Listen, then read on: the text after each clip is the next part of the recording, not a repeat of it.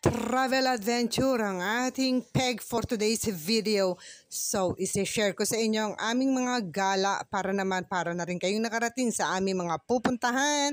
So, let's go guys! Ito naman ang inyong mahaderang lola. Come with me and let's enjoy the nature. Ayan, nakasakay na tayo ng barko niyan.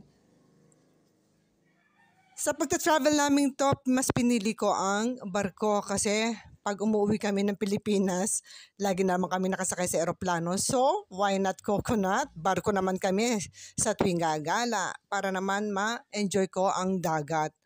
May lahi din yata akong laman dagat, kaya mahilig din ako sa dagat. Kahit hindi tayo marunong lumangoy, basta prefer ko pa rin mag-stay din sa dagat. Dito kami nagkakasundo ni Fabio.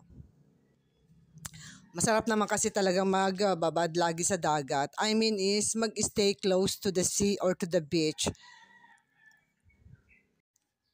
O di ba nakaka-amaze naman tignan, ang dami mga barko. Lahat yan, mga pambiyahing barko. Yun nga lang, para hindi ka magkaroon ng abi-aberya sa inyong mga gala, mas maiging mag-reserve na kayo or magpa-booking na ng mga ticket sa barko. Just in case na meron kayong mga schedule na antabala. Ano bang ibig sabihin ng naantabala? Kayo na nga mag-search noon, guys. Basta yun na yun.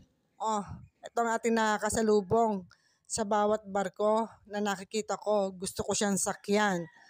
Kaya lang, it's impossible. Fast cut. Nasakyan na rin namin yan. Nung nagpunta kami sa port ng Batangas, ito ang aming unang sinakyan, papuntang Oriental Mindoro, fast cut. Oriental Mindoro, from port of Batangas to Oriental Mindoro, nasa mga 3 hours lang ang paglalayag na ginawa namin. Paglalayag, Tagalog na Tagalog. O sige guys,